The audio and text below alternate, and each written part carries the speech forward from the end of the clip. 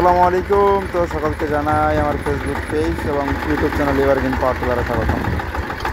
তো আজকে এই জমিটা চাষ করলেই এই সিজনে বা এই বুড়ো মৌসুমে আমার মৌসুমে আর কি বীজতলা চাষ শেষ হয়ে যাবে। একটি বীজতলায় আছে এর না ভাইয়া মাটিটা হরাই নয় জানি ওই দে ইয়ের মাটি আর না নাকবো আর নিচে 1-1.5 ইঞ্চির মতো স্পেস রেখে দিবেন, নাহলে আবার গাঁড়াটকে করবো। যেটি হচ্ছে আমার নতুন SAR 28 পাওয়ার টিলার। আপনারা অনেক আগে না গাড়ি পর থেকেই আপনারা জানেন এটা আমি নতুন ক্রয় করেছি।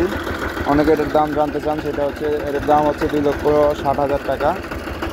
আর টোটাল খরচ পড়েছে আর কি গিয়ার অয়েল, তারপরে সার্ভিস এই কী বলে ফিটিংস চার্জ এগুলো সহ। তো এইগুলো সব কিছু মিলে মোটামুটি 2,60,000 টাকার মতো পড়েছে। এবং তারপর আমি তেল কিনে চাষ করতেছি, এটার হিসাব তো আলাদাই হবে। তবে এটার আমি যে বাড়িতে নিয়ে এসেছি, তো সেইটার যে টাকাটা কত টাকা দিয়ে বাড়িতে এনেছি, 2,60,000 টাকা দিয়ে একদম টোটাল গাড়িটা বাড়িতে নিয়ে এসেছি। দেন ওটা বলুন। তিনি হচ্ছে আমার পাওয়ার টিলারটি চালাবে এই সিজনে।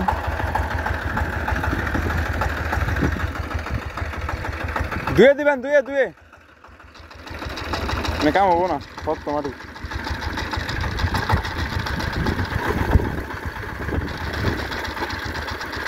হালকা পাওয়ার হালকা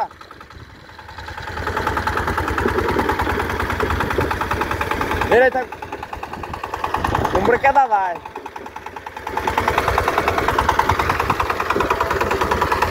তো জমিটা মূলত এর আগে এক চাষ করে রেখেছিলাম, কিন্তু জমিতে পানি না থাকায় আর প্রচণ্ড রোদ থাকায় জমিটি একদম শুকিয়ে কাঠ হয়ে গেছে। তো এখন আবার পানি দেওয়া হলো। দেখুন এখনও বৃষ্টি নেই, তবে মোটর পাম্প দিয়ে পানি দেওয়া হচ্ছে। তবুও এই পাওয়ারই থাকে তবুও মাটি ভিজতে একটু অসুবিধাই হচ্ছে। দেখা যাচ্ছে যে মাটি একদম শুকনো কাঠ। আর একটু হালকা দিয়ে দেন নইলে। দেখুন এই হচ্ছে মাটির অবস্থা, মানে মাটির অবস্থা বড়ই খারাপ।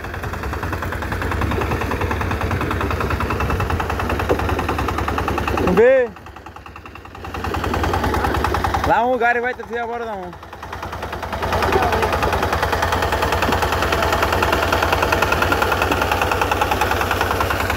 114 টাকা।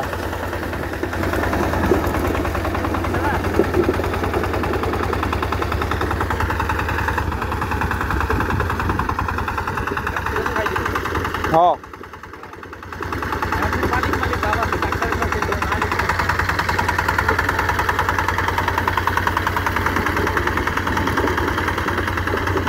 যাওয়াই যাচ্ছি গাড়া থিয়াহি।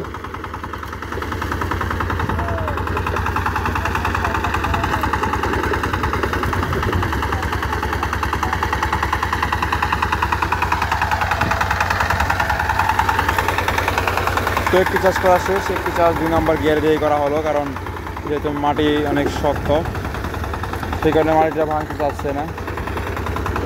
তো এখন কিছু করার নেই, এইভাবেই চাষ করতে হবে 2 নম্বর গিয়ারে দিয়েই। তো এখনকার চাষটা 3 নম্বর গিয়ারে দেওয়া হবে, তবে পাওয়ারটা বা RPM-টা কমিয়ে।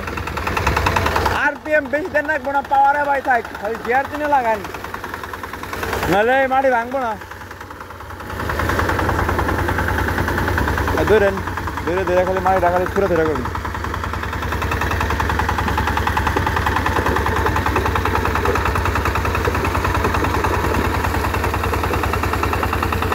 অনেকে বলেন যে চাষ চুরি করি, আসলে বাড়িটা 28 লাঙ্গল। আপনারা তো 28 লাঙ্গল মনে হয় দেখেননি, বাড়িটার সম্পর্কে কোনো ধারণা নেই। আসলে দেখুন 28 লাঙ্গল কতটুকু জায়গা ধরে চাষ করে দেয়। দেখুন এইটা থেকে একদম চাকায় একদম চাষ করে গেছে। এই যে চাষটা করে আসছে, এই কাজটা আপনারা দেখুন যে কতটুকু জায়গা ধরে চাষ করে দেয়। আপনারা তো শুধুই মানে অনেকে তো গালি দিয়ে ফেলেন অভদ্রের মতো। আপনারা তো মানে জিনিসটা বুঝেন, আগে না বুঝে আবুল তাবুল শুধু ফালতু কথা বলেন। তো দেখুন কতটুকু জায়গা ধরে চাষ করে নিয়ে এসেছে। একদম এই জায়গা থেকে এই জায়গা পর্যন্ত একদম ফুললি চাষ, তাহলে এটা চাষ ফাঁকি বা চাষ চুরি হলো কীভাবে? আগে বুঝেন, দেখেন, তারপরে কমেন্ট করেন, দেখে শুনে কমেন্ট করবেন। আর অনেকে তো মানে ওদের তো কোনো ল্যাঙ্গুয়েজের কোনো ঠিকই নেই।